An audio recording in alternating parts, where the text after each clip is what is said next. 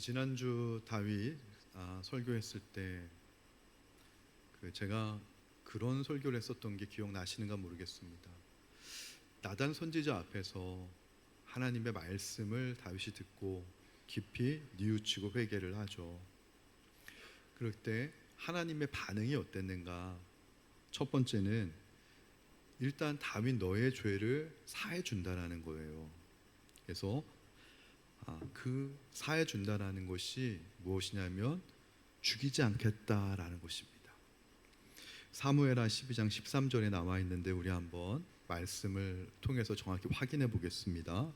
시작. 다윗이 나단에게 이르되 죄를 범하였노라 하매 나단이 다윗에게 말하되 여호와께서도 당신의 죄를 사하셨으니. 다윗이 인정을 하죠.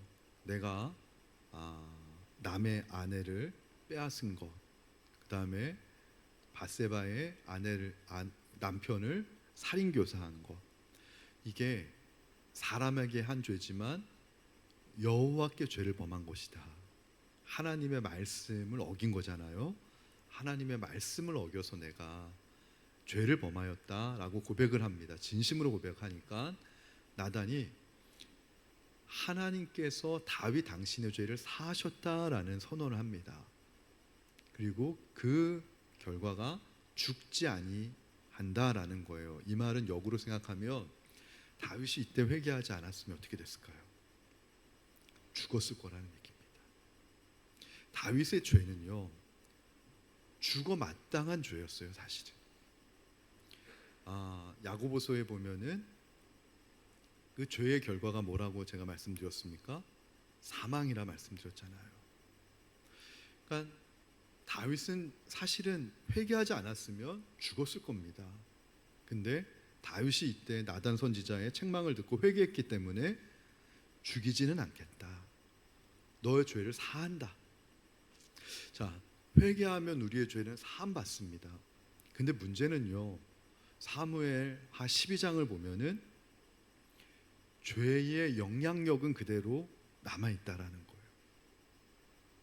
그래서 그 죄의 대가를 하나님은 지불하게 하시겠다라는 게 나오는데요, 세 가지로 나옵니다. 첫 번째가 칼이 내 집에서 영원토록 떠나지 않게 하겠다라는 하나님의 말씀을 주십니다. 다윗이요, 원하고 싶은 것을 칼로 얻었어요. 다윗은 일단 칼이 무기였습니다. 칼로 나라를 세운 자였고요, 칼로 나라를 세웠을 뿐만이 아니라 다스리는 자였고요, 마오쩌둥이 얘기했던가요? 모든 권력은 총구에서 나온다라고 얘기했는데 정말 하나님께서 다윗의 칼을 통해서 하나님의 나라의 왕으로 다윗을 세우셨습니다. 그런데 하나님 나라를 위해서만 사용해야 될 이 칼인데 자기가 원하는 바를 얻기 위해 이 칼을 사용했죠, 다윗이. 그것이 밧세바를 얻기 위해 밧세바의 남편인 우리아를 전쟁터에 맨 선봉에 보내서 교전 가운데 죽게끔 만들었어요. 살인교사라고 성경은 얘기합니다.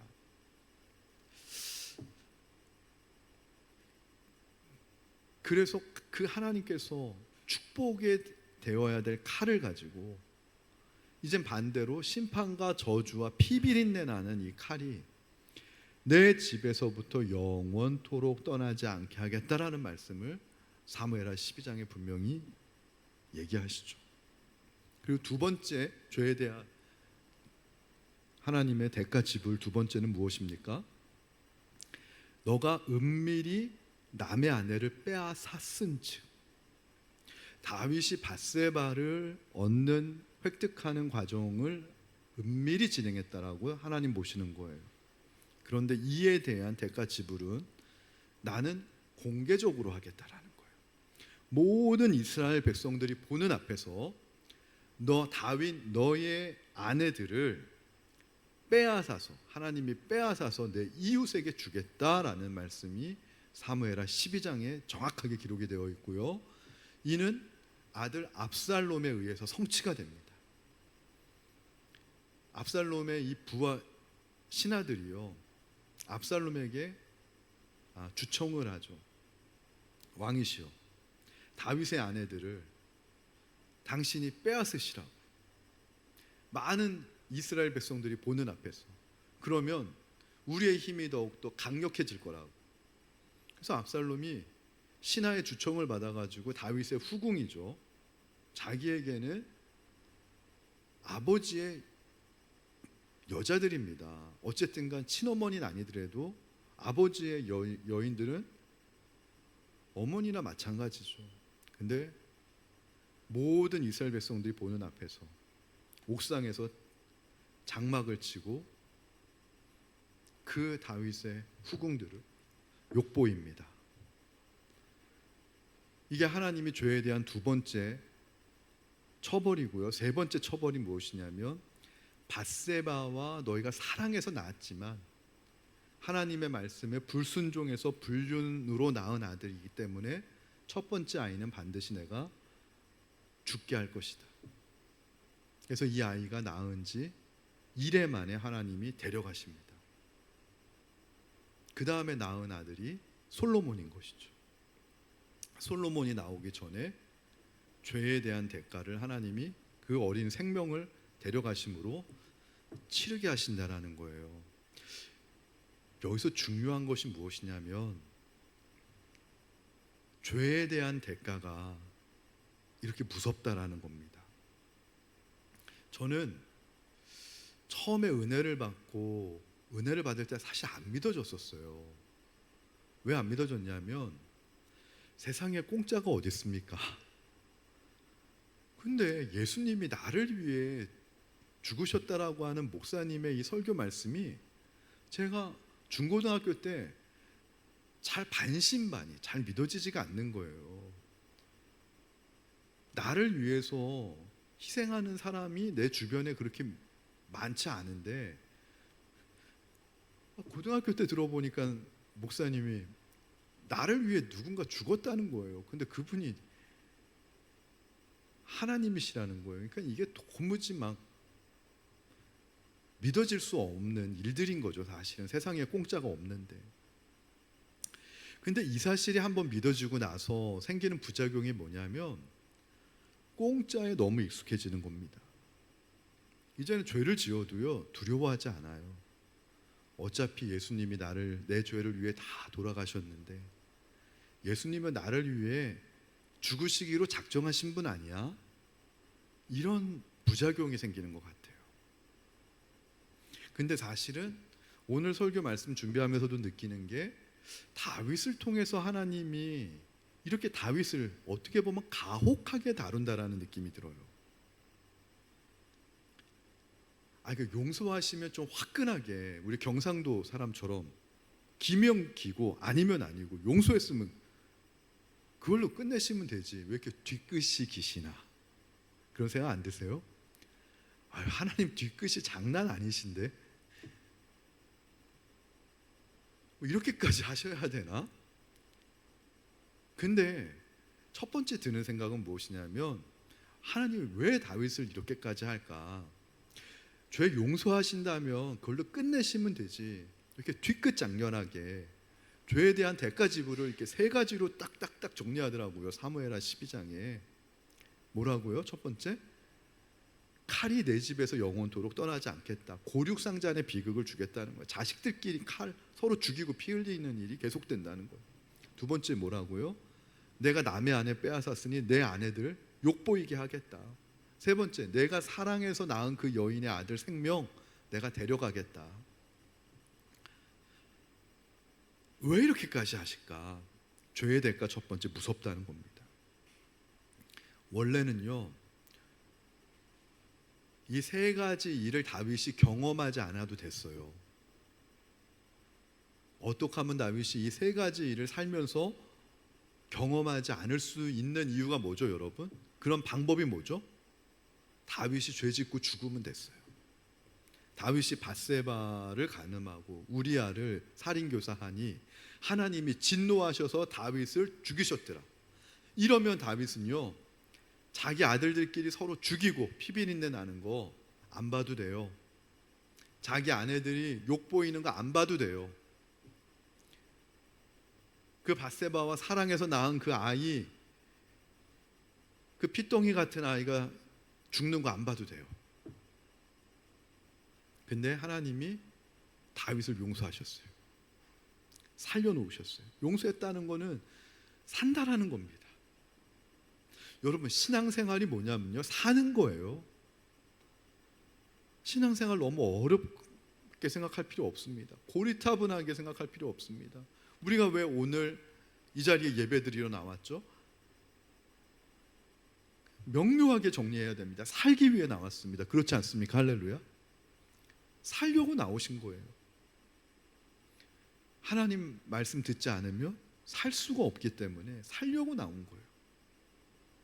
살기 위해 나온 거고, 죽을 수밖에 없는 우리를 살려주신 게 신앙이에요, 여러분. 다윗을 용서하셨다는 것은 하나님께서 다윗을 살려놓으셨다는 것이고, 살려놓으셨는데도 불구하고 죄의 대가가, 너가 저지른 이 죄가 이럴 정도로 심각하다는 것을 다윗으로 하여금 저와 여러분에게 보여주시는 거예요. 근데 우리에게 이런 다윗의 비극이 일어나지 않는 이유는 뭐냐면, 예수님께서 그 저주와 심판을 다 담당하셨기 때문임을 믿으시기 바랍니다.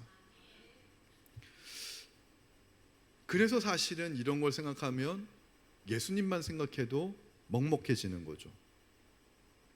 쉽게 예를 들면요, 아이들이 철이 없을 때는 왜 엄마는 나를 낳고 아빠는 나를 낳고 나를 책임 안 져줘요? 내가 원하는 아이폰을 왜 안 사주죠? 다른 친구들은 나 아이폰 최신형 사주는데 아빠는 나를 낳았으면 사줘야지 왜 안 사주냐고, 뭐 이런 얘기 저도 들었습니다. 그런데요, 철이 없을 땐 아이들이 그런데 제가 우리 성도님한테 예전에 들었던 기억이 나요. 목사님, 저희는 소원 아무것도 없습니다. 이제 단 하나 남은 소원은 우리 어머님 건강하게만 있다가 하나님 품 안에 가실 때까지 건강하게만 계셨으면 좋겠습니다. 우리는 다른 소원 없습니다. 분명히 그 집사님도 나이 50 되기 전까지 10대 때는 그런 생각 가졌겠죠. 나이가 드니까 부모님이 건강하게 살아주는 것만 해도 너무 감사하다는 고백을 하는 거예요. 그런 거 아닐까요? 우리가 신앙이 어렸을 때는 예수님 당연히 나를 위해 십자가에 죽으시도록 세팅되신 분 아니야? 내가 죄를 지으면 예수님의 할 몫이 내 죄 때문에 대신 돌아가시는 거라며 당연한 거 아니야? 생각했었던 우리가 나중에 신앙에 철이 드니까 내가 죽었어야 됐는데 예수님이 죽으신 거구나, 내 자녀가 죽었어야 됐는데 예수님이 대신 화를 짊어지시고 저주받으신 거구나, 그런 거를 생각할 때마다 참 살아있는 게 부끄럽기도 하고 또 감사하기도 하고 은혜라는 사실을 느끼게 되는 것이죠. 그래서 우리 요즘 일부 예배 때 우리 집사님 기도하시는데 저는 시인인 줄 알았어요. 기도가 그냥 시예요, 시. 어떻게 저렇게 맑은 그런 고백이 나올까? 그러니까 이제 철이 들으신 거예요. 예수님에 대해서 생각만 해도 가슴이 아려올 정도로 너무 감사하고, 그러니까 막 시 같은 막 대표 기도가 나오는 것이죠. 그분은 아침에 눈만 뜨면 그냥 세상이 다 시인 것 같아요. 그냥 하나님께 막 감사하며. 바로 그런 과정을 다윗을 통해 하나님이 우리에게 보여주시는 것인데요, 오늘 본문은 그런 겁니다. 칼이 내 집을 영원토록 떠나지 않게 하리라고 하는 하나님의 말씀이 성취가 된 한 예예요.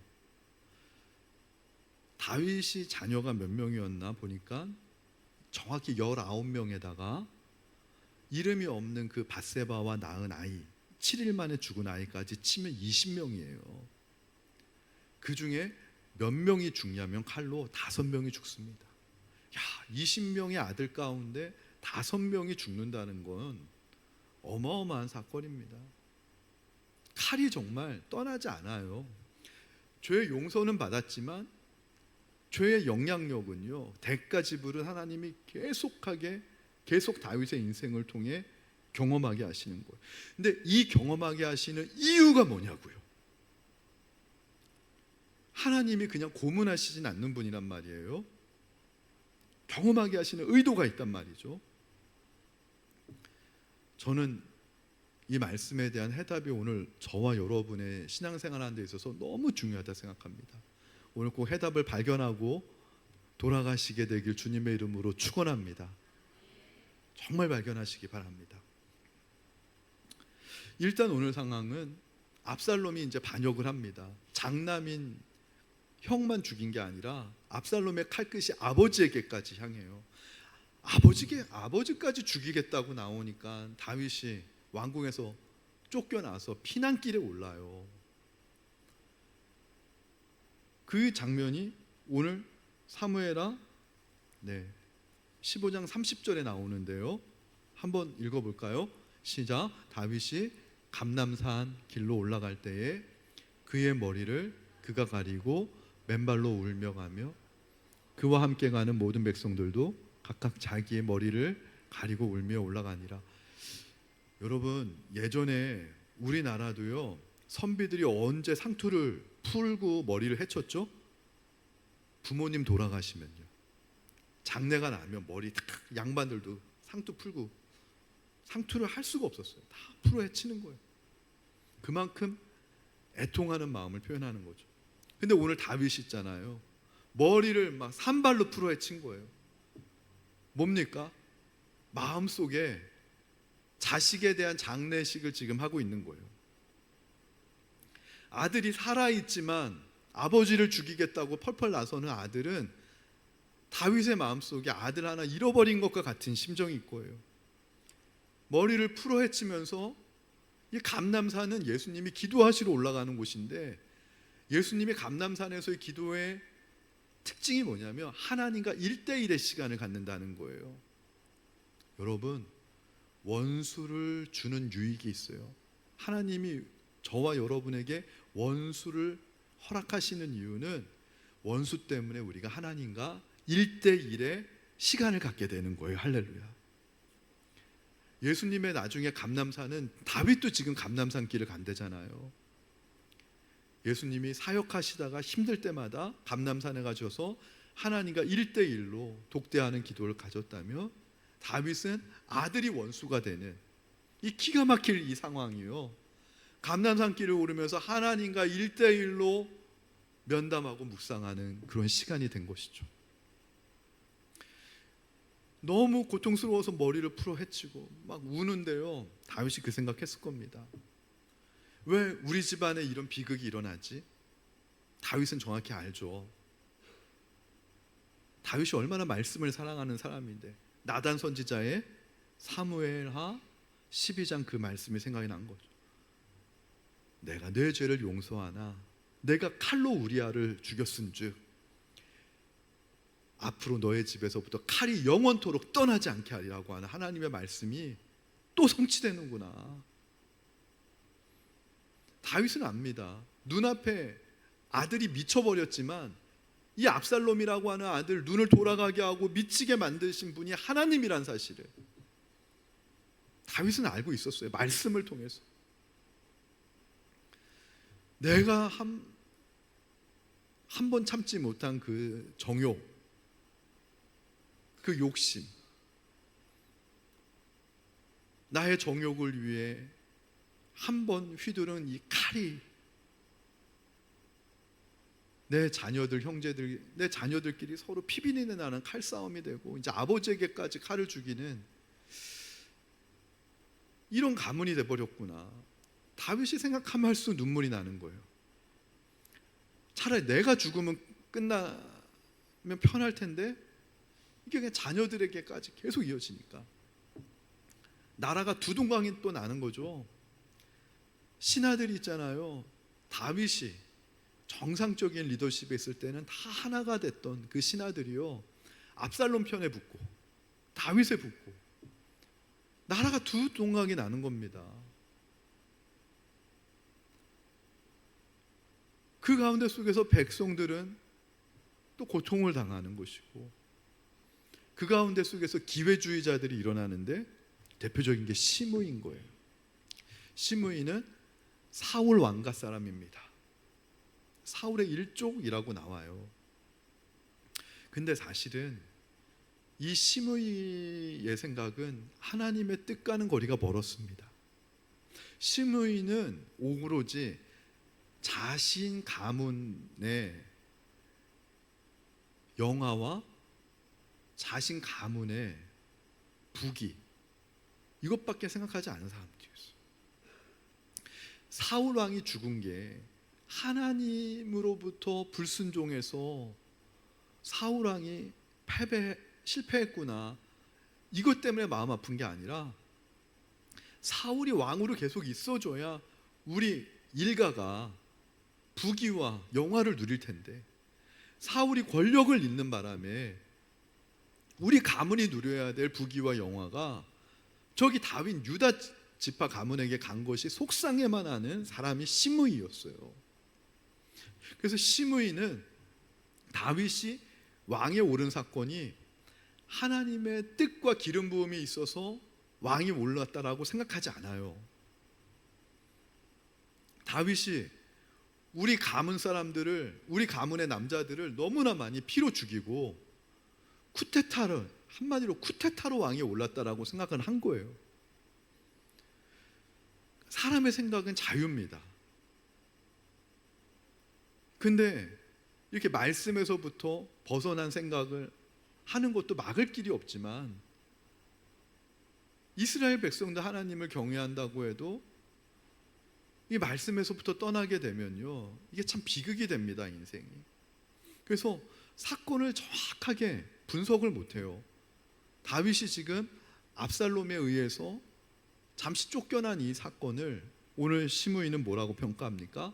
하나님이 당신을 심판하는 거다. 오늘 정확하게 그 이야기가 나오죠. 하나님께서, 자 8절 보세요. 8절. 8절 다 함께 읽겠습니다. 시작. 사울의 족속의 모든 피를 여호와께서 내게로 돌리셨도다. 그를 이어서 내가 왕이 되었으나 여호와께서 나라를 내 아들 압살롬의 손에 넘기셨도다. 보라, 너는 피를 흘리는 자이므로 화를 자초하였느니라 하는지라. 하나님이 너가 사울 우리 남자들의 피를 많이 흘려서 왕이 된 너의 그 야망에 대해서 너 아들을 통해 널 징계하는 거야. 이게 우리는 성경 하나님의 뜻을 알고 있으니까 이게 완전히 전도가 된 말이라는 거 알죠. 잘못된 말이라는 거 알죠. 그럼 예전에 다윗 같으면 어떻게 했을까요? 여기서 한번 제가 묵상을 해봤어요. 원수가 나타났을 때 다윗은 어떻게 행동했었지? 원수와 다윗의 칼의 관계를요 묵상해 보니까 세 가지 장면이 떠오르더라고요. 첫 번째 장면이 사울 왕이었어요.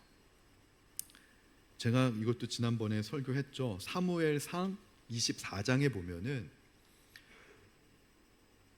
쭉 나오는데 사울 왕이 다윗을 죽이려고 끊임없이 추격하고 핍박을 할 때 다윗이 엔게디 광야에 피신합니다. 동굴 속에 숨었을 때 사울 왕이 다윗이 숨은 굴에 하필 들어오게 돼요. 하나님이 하신 거죠. 그때 중요한 건 다윗이 있잖아요. 하나님의 말씀에 집중하지 못했어요. 사람의 말을 의견 수렴했어요. 그래서 타협안이 나오는 게 사울 왕의 옷자락을 자른 거예요. 자, 하나님의 뜻은 다윗은 이미 알고 있었어요. 그 다음에 다윗이 6절인가 7절에 고백을 하죠. 하나님께서 기름 부으신 자인데 하나님께서 기름 부으신 자를 내가 손대면 안 된다라는 것을 다윗이 고백을 해요. 알고 있었어요. 근데 중요한 건 위기의 상황이 오면 사람들의 말이 들려요. 다윗의 부하들이 왕이시오, 하나님께서 왕에게 주신 절대절명의 기회입니다. 절호의 기회입니다. 사울 왕을 지금 죽이시고 원수를 해결하소서. 당신이 왕이 될 수 있는 특급 지금 그런 열차가 익스프레스 구간이 열렸다라는 거예요. 여러분, 제가 목회하다가 있잖아요, 이럴 때가 있어요. 믿음의 동역자라 생각하고 지금 다윗의 부하들은 다윗을 위하는 마음으로 얘기하는 거예요. 인간적으로 저를 위해서 해주시는 말씀을 제가 그냥 하나님께 기도하지 못하고 그냥 받았다가, 예를 들어 목회하다가 장로님이 저를 인간적으로 생각해서 해주신 말을 제가 하나님 앞에 기도하지 못하고 받았다가 나중에 지나보면 그게 아니었는데 하는 생각을 할 때가 있어요. 여러분, 우리 기독교인은요, 우리가 실수하는 이유가 무엇이냐면 믿음의 동역자들이 나를 위해서 선의로 해주는 이야기를 하나님한테 묻지 않고 하나님도 원하시겠지 하고 그냥 우리가 선택할 때가 있는데, 그러시면 안 됩니다. 최종 결정은요, 하나님께서 너 왜 그랬어 하면 장로님이 저한테 이렇게 하라고 얘기했는데요 한다고 면피되지 않습니다. 받아도 여러분이 결정하신 거예요. 최종 결정은 기록된 말씀과 하나님 앞에의 기도로만 결정하시기를 주님의 이름으로 부탁드립니다. 이게 중요한 것 같아요. 그래서 다윗이 지금 사울의 옷자락을 베었을 때 다윗의 지금 마음에 어떤 현상이 벌어져요? 마음에 고통스러운 거예요. 마음을 막 찌르는 현상이 벌어지는데 누가 찌르는 거죠? 다윗 안에 계신 하나님께서, 하나님의 영이 근심하니까, 하나님이 기뻐하시지 않는 일을 하니까 마음에 막 찔림이 오는 거죠. 여러분, 하나님 앞에서 지금 원수가 있는데 이 원수의 문제를 해결하기 위해서 다윗이 했던 행동은, 하나님이 보는 포인트는 칼을 뽑았다는 겁니다. 여러분, 하나님 앞에서 칼을 뽑았다라는 건 칼을 뽑아서 사울의 목을 쳤든 아니면 사울의 옷자락을 잘랐든 하나님 앞에서는 똑같은 죄라는 거예요. 인간적으로 생각할 때 목사님, 살인한 것과 옷자락 자른 거는, 이건 살인한 거는 아주 중범죄지만 옷자락 자른 거는요, 그 정도는 죄도 안 됩니다. 그냥 옷값 좀 물어주면 되는 거죠. 그걸 죄라고 보지 않습니다. 이렇게 볼지 모르겠지만 성경적으로 볼 때는, 여러분, 영적으로 볼 때는 내 앞에 있는 원수의 문제를 해결하기 위해서 하나님을 의지하지 않고 칼을 뽑았다라는 건 똑같다라는 거예요. 그래서 다윗 안에 있는 하나님의 영이 다윗으로 하여금 근심하게 한 거예요. 그 다음에 두 번째는요, 어떤 장면이 있었냐면 어리석은 부자 나발 있었죠. 나발이 있잖아요, 정당한 삭슬 주지 않으니까 다윗이 이때도 부하들을 데리고 가서 나발을 죽이려고 합니다. 칼을 뽑았습니다. 이때까지 다윗은 사울왕이나 나발이나 원수가 나타나면 칼부터 뽑는 게 다윗이었어요. 근데 오늘 나단 선지자를 만나고 회개하고 난 이후에 다윗이 오늘 시므이라고 하는 원수를 또 만나죠. 불난 집에 부채질하는 이런 사람이 더 얄밉지 않습니까, 여러분? 솔직히 네? 진짜 나랑 싸우는 원수보다 옆에서 있잖아요, 더 막 이렇게 추임새 놓고 막 그런 사람 더 진짜 악하잖아요. 시므이가 지금 다, 안 그래도 지금 다윗이 볼 때도 우리 집안 콩가루 집안 같은데 거기다 더 저주하고, 다윗이 가장 약해졌다 생각하니까 가서 막 돌 던지고. 그런데요, 다윗이 오늘 부하 장수들한테 하는 얘기가 뭐냐면 내버려 두라는 거예요. 아비새 같은 장수는요, 다윗의 아주 충신입니다. 다윗의 절대절명의 위기 때마다 이 아비새가 나타나서 다 물리쳐요. 삼국지로 치면은 막 조자룡 같고 막 관우 같고 장비 같은 용맹한 장수인데, 아비새가 그럽니다. 시므에게 돌로 던지는데 이 무장한 장수 아닙니까? 내가 가서 죽여버릴까요? 하는데 냅두라는 거예요. 다윗이 그러지 말라라는 거예요. 다윗이 지금 변화가 일어난 거예요. 자, 그럼 여기서 하나 짚고 넘어갈게. 하나님께서 다윗의 죄를 용서하셨는데 왜 다윗에게 계속 이러한 죄의 대가 지불을 허락하시는 걸까요? 첫 번째 정답 말씀드릴게요. 다윗의 회개가 진짜인지 아닌지를 테스트하시는 거예요. 너 사울 왕 때도 칼 뽑았지. 어리석은 나발 부자 만났을 때도 부당하다 생각하니까 칼 뽑았지. 칼 뽑아서 너 문제 해결하려고 했을 때마다 내가 멈춰준 게 나야. 선 넘지 않게 멈춰준 게 나야. 그러더니만은 네가 칼로 나라를 세울 수 있도록 내가 은혜를 줬는데 네 정욕을 위해서 네 아내가 아니죠, 남의 여자를 얻기 위해서 너 내 허락받지 않고 칼 뽑아가지고 우리아 죽이고 남의 여자 빼앗았잖아. 근데 너 진짜 회개했다고? 나단 선지자 앞에서 정말 회개했다고?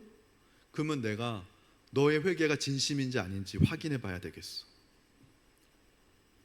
여러분, 아들들끼리 서로 골육상장이 벌어지는데 다윗이 칼을 뽑지 못합니다. 압살롬이요, 아버지 죽이겠다 칼 뽑아가지고 오는데 다윗이요 피합니다. 옛날 같으면 칼 뽑아가지고, 옛날 같으면 회초리 가지고 자녀를 엄히 다스렸을 아버지가 나단 선지자 앞에서 회개하고 나서는 칼을 뽑지 못해요. 다윗이 무서워서. 칼 뽑았다가는, 칼 한 번 잘못 뽑았다가 칼이 영영이 내 집에서 떠나지 않게 하리라고 하는 하나님의 말씀을 맞았는데, 여기서 칼 뽑았다가는 자녀들 다 죽게 돼버릴까 봐 다윗이 피해버립니다. 압살롬을 못 이겨서가 아니라 피해버리는 거예요. 오늘 시므이가 왔을 때 옛날 같으면요, 시므이가 저런 저주를 하면은 다윗이 칼 뽑았죠. 사울왕 앞에서도 칼 뽑아가지고 사울왕의 옷자락만 자른 게 뭐예요? 다윗 마음 안에, 잘 들으세요, 부당함이 있었어요. 억울함이 있었어요. 우리가 원수를 만났을 때 느끼는 감정이 뭐예요? 첫 번째 부당하다는 거고, 두 번째 억울하다는 감정이에요. 그래서 원수 앞에서 우리가 욱하고 나오는 거예요. 다윗은 알아요. 어렸을 때 사무엘 선지자를 통해서 왕의 기름 부음 받은 걸 다윗은 알고 있었어요. 하나님의 뜻이 자기에게 있다는 걸 알고 있었어요. 사울왕의 인간적인 그 질투와 인간적인 그 정욕으로 자기를 이렇게 죽이려고 핍박하는 것은 하나님이 기뻐하시지 않는다는 걸 다윗은 알고 있었어요. 그래서 이런 일이 자꾸 벌어지는 게 부당하다, 공평하지 못하다라는 생각이 다윗은 마음속에 있었던 거예요.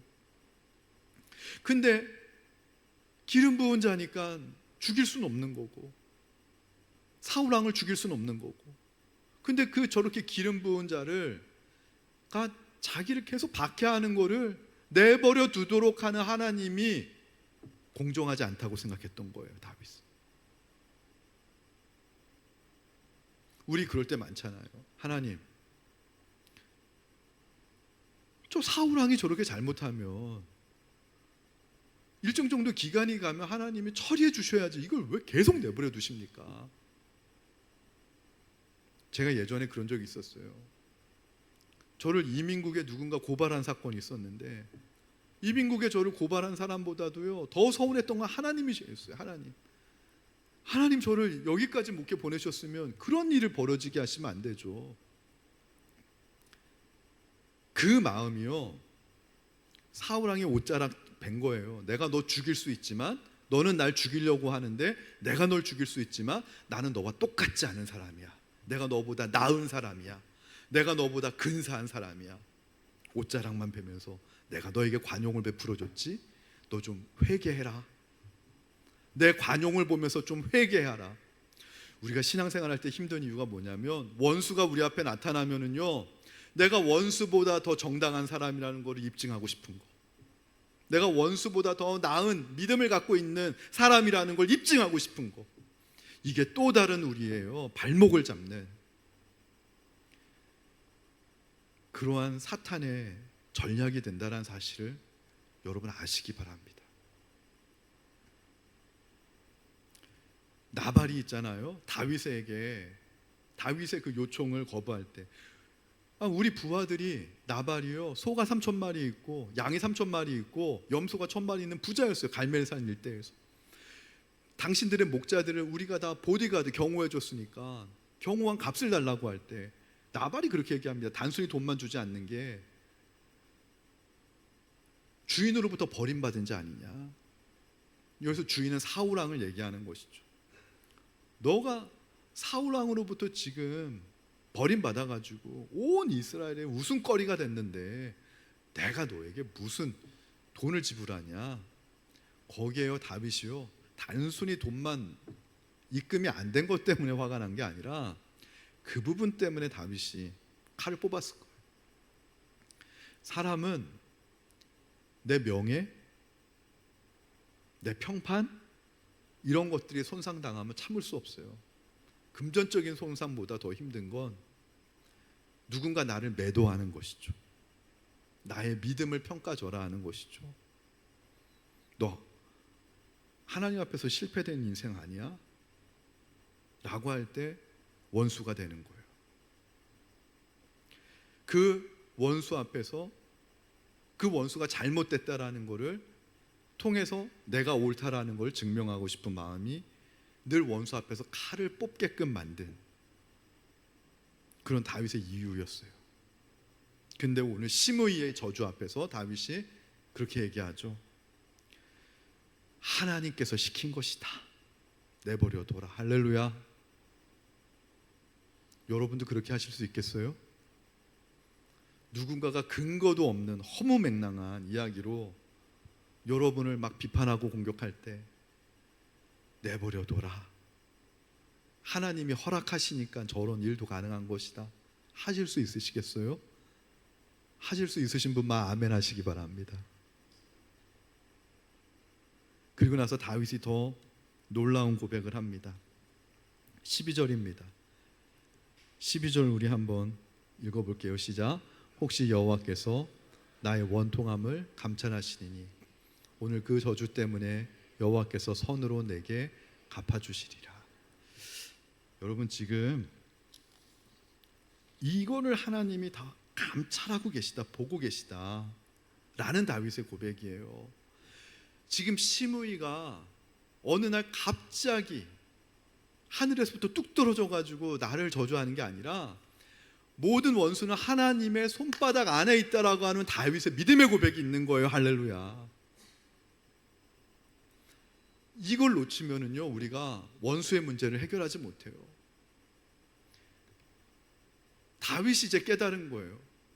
지금 내 앞에 원수가 이렇게 나타난 것도 하나님이 허락하셨으니까 나타났다라고 하는 이제 이 고백을 다윗이 하게 된 거예요. 할렐루야. 어떤 원수도 하나님 손바닥에서부터 벗어난 원수는 없다라는 거예요. 그래서 이 원수가, 하나님이 허락하신 원수가 오늘 나를 저주할 때 다윗은 생각한 거예요. 칼이 내 집에서부터 영원히 떠나지 아니하리라고 하는 하나님의 징계가 하나씩 해결되는 거예요. 내가 원수의 저주와 모욕을 믿음으로 받을 때 내 죄의 대가 지불이 하나씩 치루어진다라는 것을 다윗은 깨달은 거예요. 할렐루야.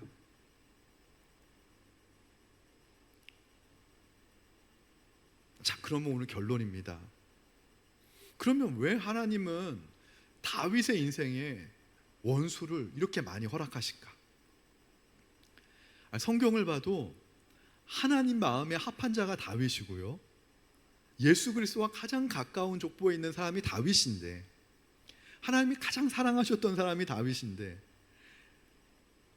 다윗만큼 원수가 많이 등장하는 인물이 없더라고요. 잔챙이들만 빼고요 너무 많아요. 사울왕 죽으면 끝내셔야지. 뭐 그 다음부터 계속 이 시므이 같은 사람은 사실 잔챙이에 들어갑니다. 다윗을 비난하고 다윗을 죽이고 이런 자들 너무나 많았어요. 죽이려고 하는 자들. 죽을 때까지 원수가 나타나요. 여러분, 한번 제가 여러분에게 질문하고 싶습니다. 하나님이 사랑하고 하나님 마음에 합한 자라는데 하나님께서는 왜 그런 사람에게 원수를 계속 보내주시죠?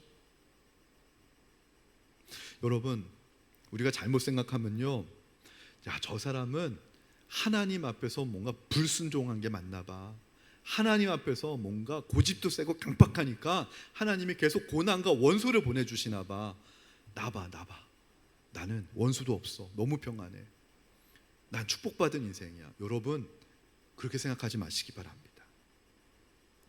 하나님께서요, 다윗의 인생에게 원수를 많이, 정말 다른 어떤 성경의 인물보다 막 꽃배기로 많이 보내주신 이유를 제가 묵상해 봤는데 결론은 하나더라고요. 다윗을 통해 예수님이 나오게 하시기 위해서. 할렐루야.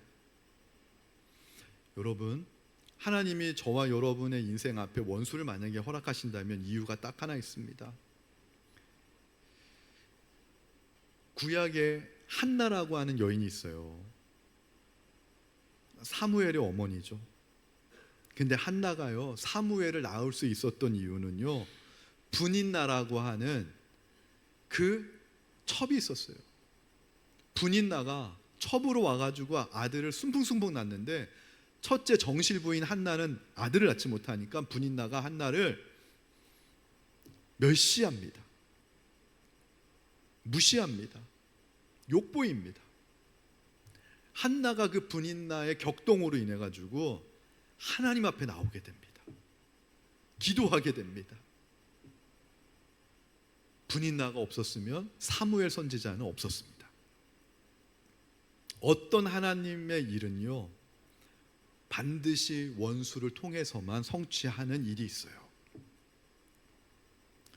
하나님께서 요셉을 총리 만드시고 싶은데 만약에 요셉의 형들이 요셉과 원수되지 않았으면 요셉은 절대 애굽의 총리가 될 수 없었습니다. 요셉의 형들이 요셉과 원수가 되어가지고 요셉을 노예상인한테 팔아야 애굽의 보디발의 집에 가고 거기에서부터 하나님의 프로세스가 진행이 되기 때문에 하나님이 다윗의 인생에게 원수를 계속 허락하시는 이유는 딱 하나예요. 이루고 싶은 하나님의 나라의 일이 있었던 거예요. 그게 바로 예수 그리스도였던 것이죠.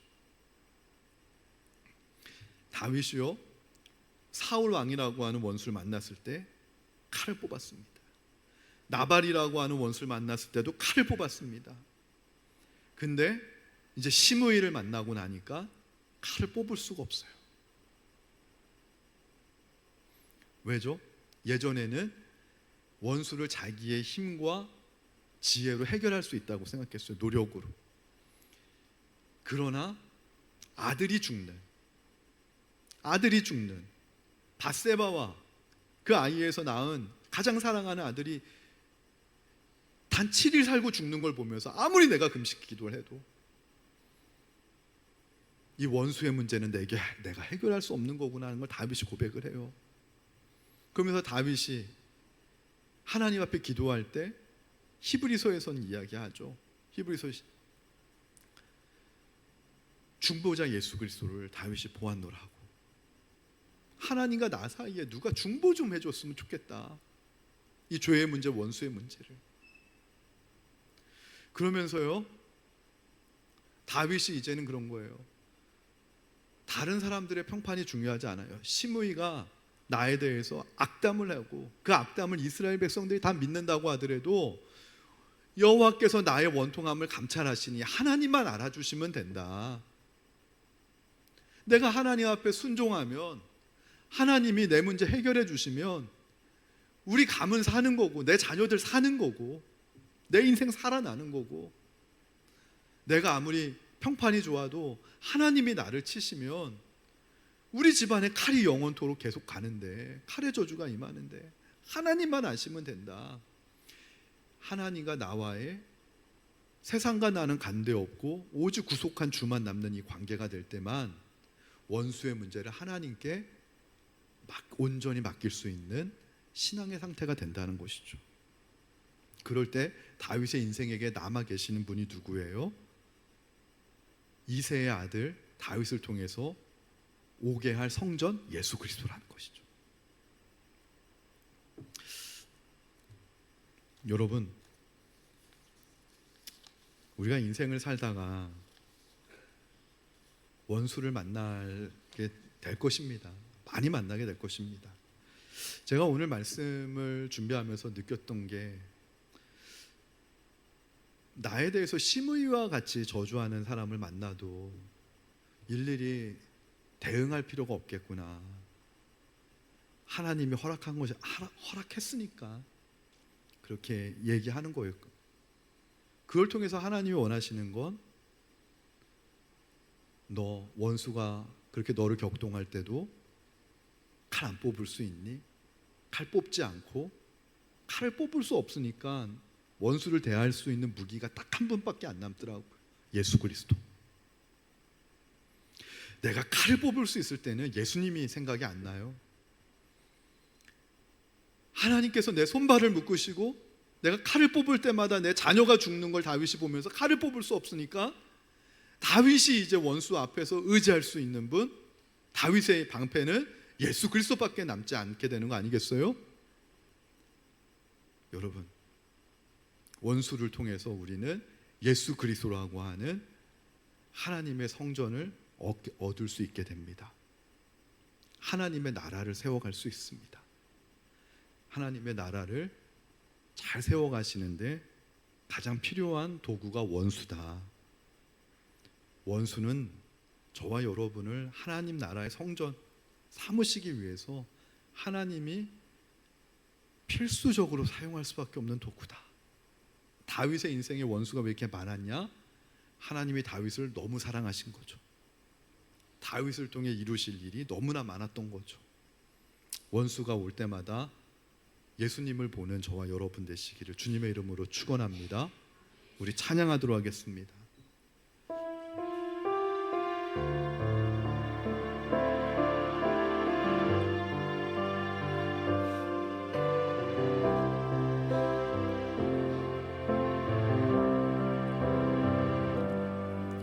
나의 사랑,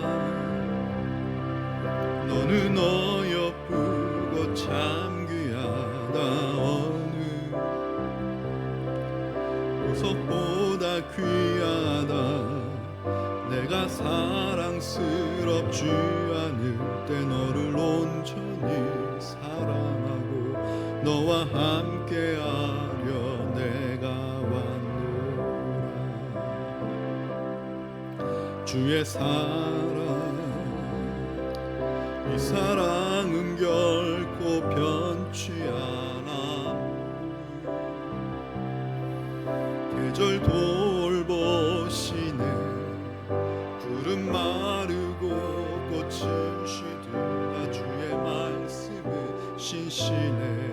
실수가 없으시 주만 바라라. 주님의 나라와 뜻이, 주님의 나라와 뜻이 나의 삶 속에 임하시며 주님 알기를 주만 보기를 소망해.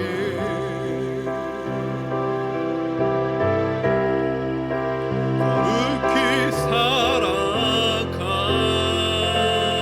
힘과 두려움 없는 믿음 주시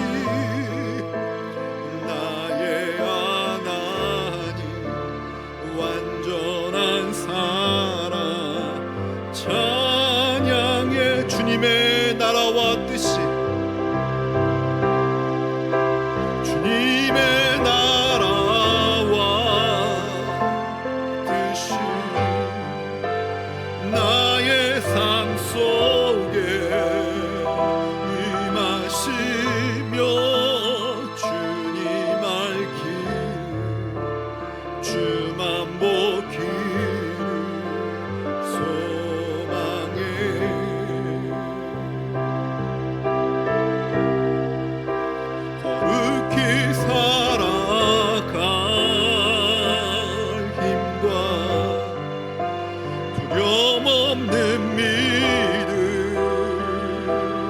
주신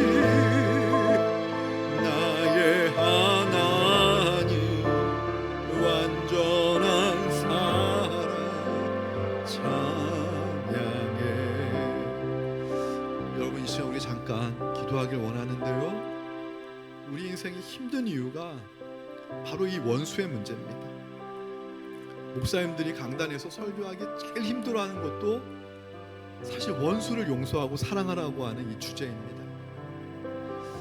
저는 이 문제를요 꼭 돌파해야만 된다고 생각하는 이유가,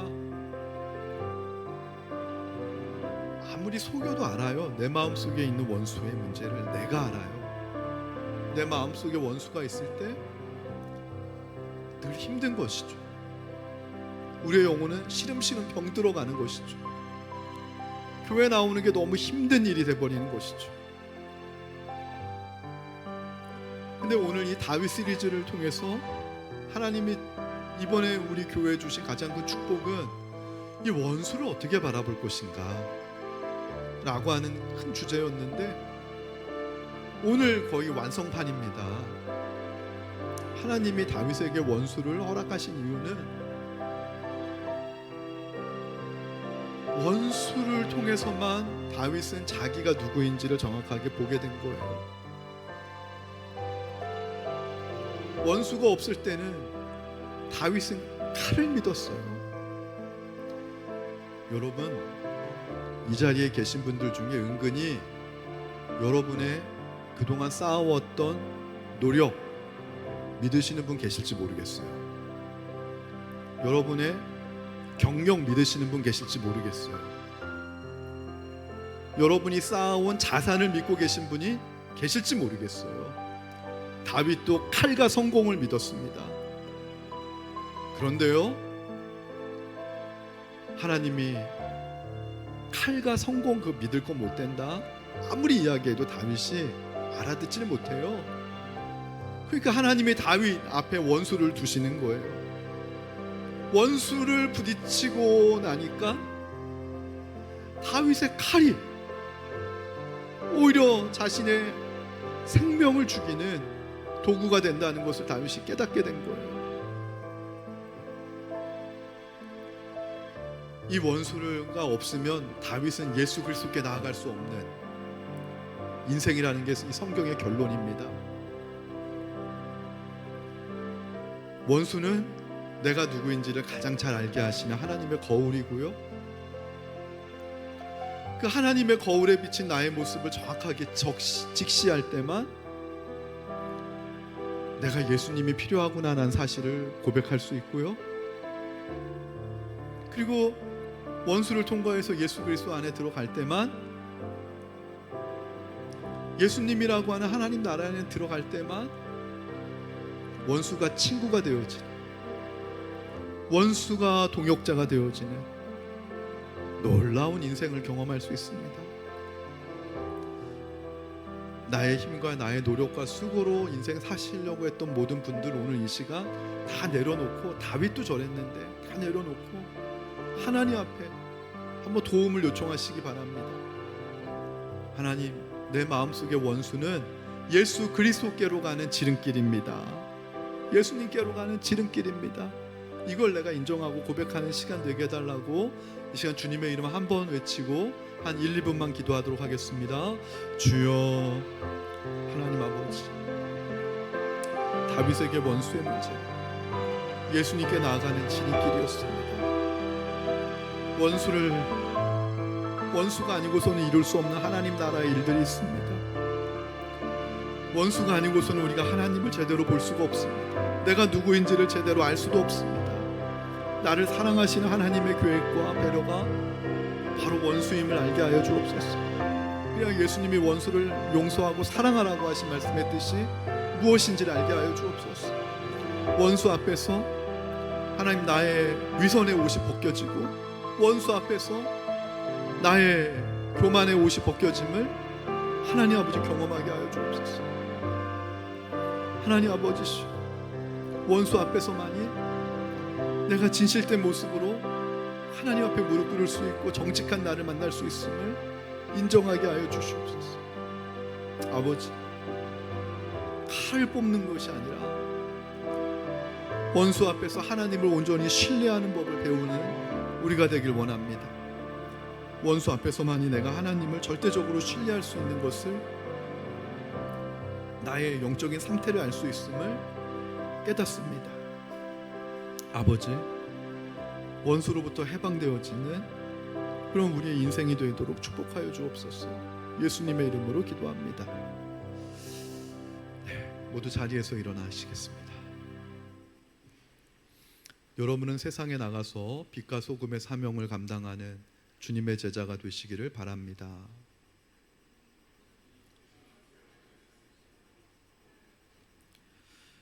이제는 우리 주 예수 그리스도의 은혜와 하늘아버지의 지극하신 사랑하심과 성령의 감화 감동하심이 원수를 만날 때마다 숨이 턱턱 막히고 가슴에서 우라통이 치밀어 오르고 억울함 때문에 몇 날 며칠을 잠을 못 이루는 그러한 우리의 인생들이지만, 결국은 이 원수 앞에서만이 내가 하나님 앞에 내가 누구인지를 정직하게 내가 깨달을 수 있고, 내가 하나님만을 정말로 신뢰하는지를 알 수 있고, 그 원수를 통해서만이 이룰 수 있는 하나님 나라의 일이 있음을 알게 하셔서 결국은 이 원수의 문제 해결하지 못하고 하나님 나라 들어갈 수도 없고 하나님 나라 세울 수도 없다라는 이 진리를 붙잡고